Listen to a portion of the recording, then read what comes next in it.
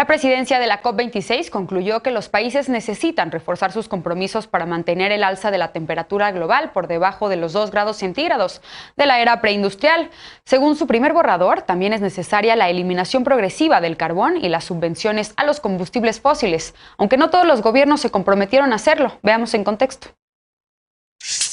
La Conferencia de las Naciones Unidas sobre Cambio Climático, la COP26, terminó tras 2 semanas de exposiciones sobre cómo mitigar el calentamiento global. Entre los acuerdos alcanzados por 103 de los países participantes está el compromiso global del metano, que plantea reducir para el 2030 las emisiones de este gas un 30% por debajo de los niveles registrados en el 2020. China, India y Rusia son 3 de los 5 países que no se sumaron al compromiso. 133 gobiernos también acordaron la Declaración sobre los Bosques y el Uso de la Tierra, que compromete a las naciones a disminuir la deforestación en 1 millón de hectáreas cada año hasta el 2030. Este acuerdo es una reafirmación de la Declaración de los Bosques firmada en Nueva York en 2014. Organizaciones ambientalistas calificaron el acuerdo de insuficiente porque no es vinculante. Los países asistentes a la COP26 también acordaron colaborar durante la siguiente década para acelerar el desarrollo de energías limpias y cumplir los puntos del Acuerdo de París. Durante el evento, cientos de ambientalistas protestaron para exigir acciones concretas contra el cambio climático. Greta Thunberg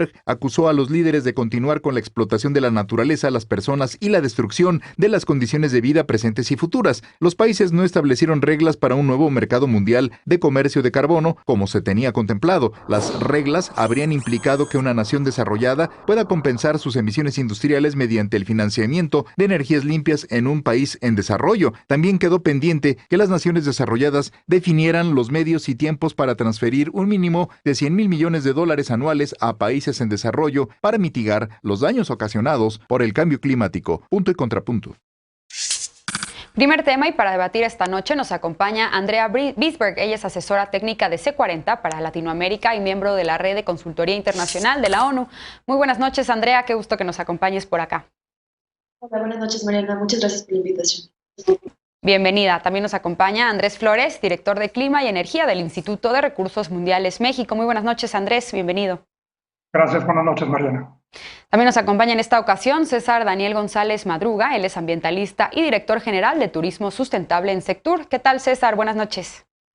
Buenas noches, un gusto saludarlos a todos ustedes. Bienvenido. Y también se suma a esta mesa Gema Santana. Ella es cofundadora de Voto por el Clima y exdirectora de la Agenda 2030 en Presidencia de la República. Gema, muy buenas noches.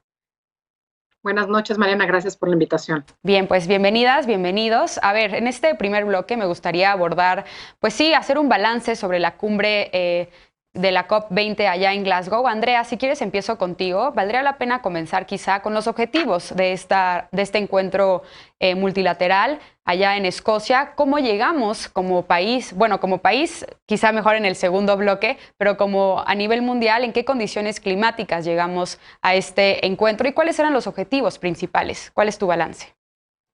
Muchas gracias, Mariana. Entonces, primero que nada, llegamos a Glasgow con el objetivo de ver cómo se van a implementar realmente los compromisos que hace cada país, que son los compromisos determinados a nivel nacional, que se tomaron que se decidieron en la COP21 en París, y llegamos 5 años después a ver cómo han avanzado esos compromisos y realmente cómo se van a poner en práctica los compromisos, ¿no? Se hicieron, como mencionaba en la COP21, cada país propuso reducir emisiones y ahorita se están actualizando justamente después de 5 años estos compromisos y para ver qué sigue después con la implementación, ¿no? Entonces, ese es uno de los temas principales. Otro de los temas también es qué va a pasar justamente con el mercado de carbono, ¿no? Es un tema que quedó pendiente desde la COP pasada y estamos en un punto en el que queremos ver cómo sigue este mecanismo y si realmente va a tener un éxito de alguna manera, ¿no? Y finalmente quizás también mencionar que uno de los temas cruciales en esta COP es el financiamiento, ¿no? ¿Cómo vamos a lograr un financiamiento creíble para que los países en desarrollo puedan realmente implementar los objetivos de esos compromisos determinados a nivel nacional? Y esto se basa en que los países desarrollados habían prometido movilizar $100,000 millones por año de 2020 a a 2025 y es algo que hoy en día no estamos lejos de lograr, ¿no? O sea, por ejemplo, apenas llevamos 85,000 millones de dólares y se planea que esta meta de los 100,000 millones va a ser alcanzada en 2023, ¿no? Entonces, ese también es un tema que quedaba pendiente en esta COP, además de ver cómo podríamos incrementar la ambición no solo de estos compromisos determinados a nivel nacional, sino también de las estrategias a largo plazo, ¿no? Cómo lograr, por ejemplo, la neutralidad carbono a 2050, que es uno de los de las estrategias que se necesitan para limitar el calentamiento a 2 grados o mejorar a 1.5, ¿no? Bien, Andrés, estos objetivos que ya pone Andrea sobre la mesa, pues efectivamente obedecen a la situación climática en la que nos encontramos hoy en día. Hace unos meses, unas semanas, el panel de expertos de cambio climático de la ONU pues alertaba precisamente sobre el código rojo climático en el que nos encontramos y cómo el calentamiento global se está acelerando digamos, en un ritmo sin precedentes y ya está afectando a todas las partes del planeta. ¿Qué decir entonces sobre las discusiones? Ya entremos en materia sobre lo que se discutió en la COP26. ¿Cuál es tu balance sobre este encuentro climático? Y si crees que faltó ambición por parte de los países, muchos activistas protestaron por allá y denunciaron una falta de ambición por parte de los países. Sí, yo creo que esta COP, como menciona Andrea, es muy importante porque después de 5 años de la firma del Acuerdo de París, reconociendo que el acuerdo no era suficiente para limitar el calentamiento del planeta a lo que se propuso la propia comunidad internacional, que es un máximo de 2 grados centígrados y aspiracionalmente no sobrepasar 1.5 grados centígrados de calentamiento, eso se veía difícil. Se vio que 5 años después había que presentar metas revisadas y muchos países han estado sometiendo eso que se llaman sus contribuciones nacionalmente determinadas con más nivel de compromiso, más nivel de ambición. Justamente por lo que mencionas y por lo que se señalaba en la cápsula, estamos ante una emergencia climática de la cual pues ya no hay duda alguna y pues hay consenso incluso a nivel político.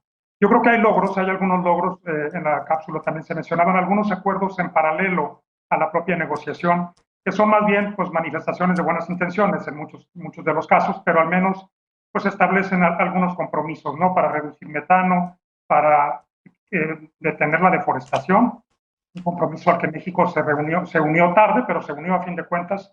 Son 137 países los que firmaron ese acuerdo, era difícil que México no estuviera, siendo que México además tiene una meta muy clara de controlar la deforestación al 2030. Hubo también compromisos para ya no invertir en plantas de generación de energía eléctrica con base en carbón fuera de los territorios de los países. Tal vez ese compromiso se quedó limitado porque ojalá también hubiera tocado al propio territorio de los países que se sumaron. Notablemente, pues, países que están como grandes economías emergentes, China sobre todo, pues, están invirtiendo mucho todavía en carboeléctricas, ¿no? Y pues eso genera muchísimas emisiones.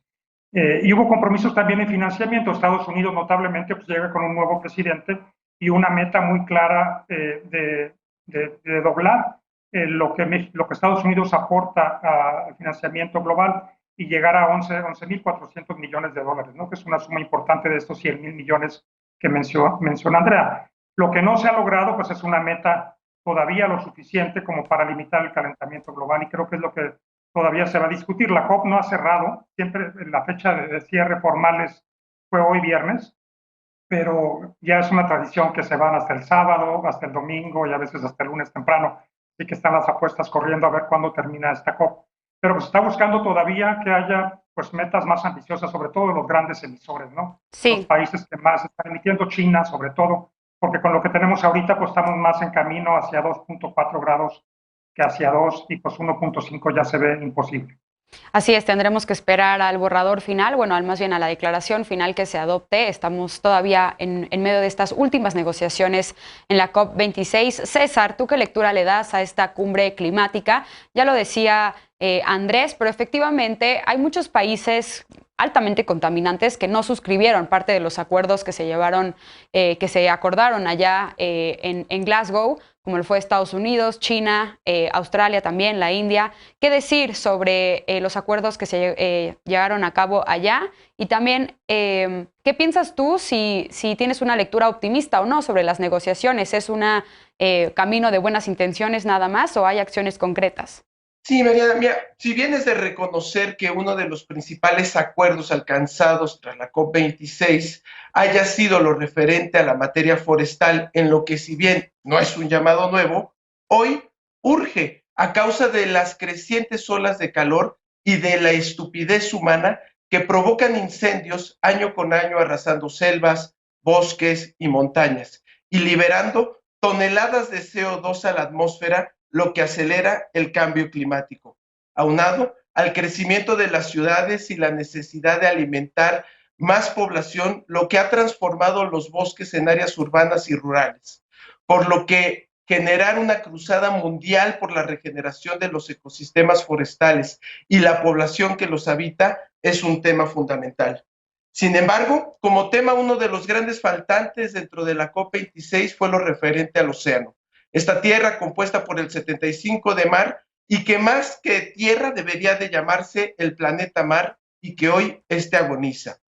Pero otro de los grandes faltantes son las grandes transnacionales que han rebasado a las naciones y a sus gobiernos. Me explico.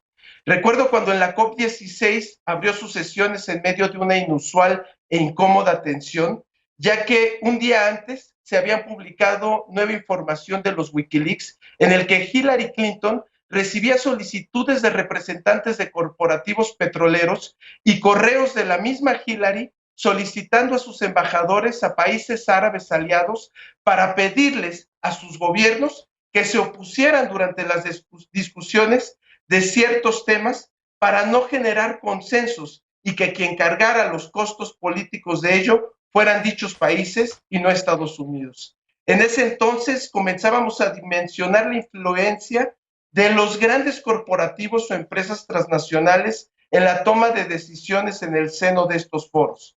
Hoy, que las grandes transnacionales contaminan más que la mayoría de los países, pero que también tienen gran influencia en la toma de decisiones de muchos gobiernos, es importante sentarlos en la mesa y que ellos formen parte de los debates climáticos.